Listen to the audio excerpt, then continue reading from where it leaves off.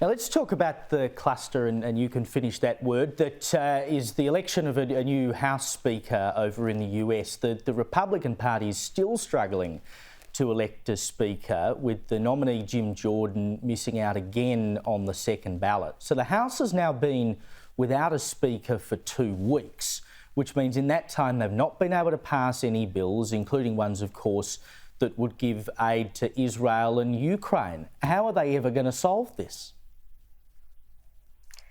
Yes, I think the theme of this segment, the previous topic and this one, is this fragmentation, that word that I keep using, that's taking place everywhere. Even in the Republican Party, there's a long brewing civil war, really. It's more than fragmentation within the Republican Party. And it actually goes way back.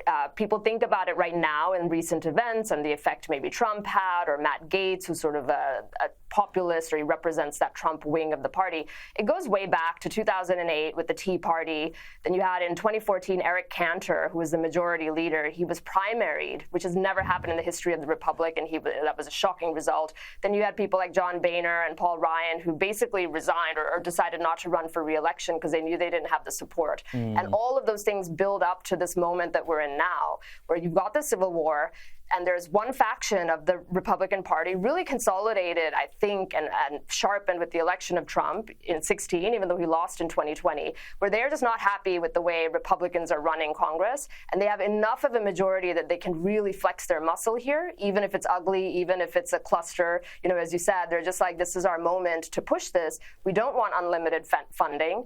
We don't want the open border. And so we're going to do what we can in the limited leverage that we have to really push that to a hilt. And I think that's what you're seeing, the sentiment among the Republican base, certainly, which is leading to this very fascinating and, yes, very messy dynamic that's taking place in the US Congress. Well, hey, we've still got the idea in the background. We could always make Donald Trump the Speaker of the House, because there's no rule saying that they have to be sitting in the House, do they? There is no rule. I think we talked about that before, and think about how that would go down. I don't think there's any realistic chance that would happen. They're not even getting behind someone like Jim Jordan, as an example. Yeah. Let alone somebody a little bit more extreme like that. But it's crazy. I think McCarthy took multiple votes. This will happen again. Just think of the entertainment. How good would it be?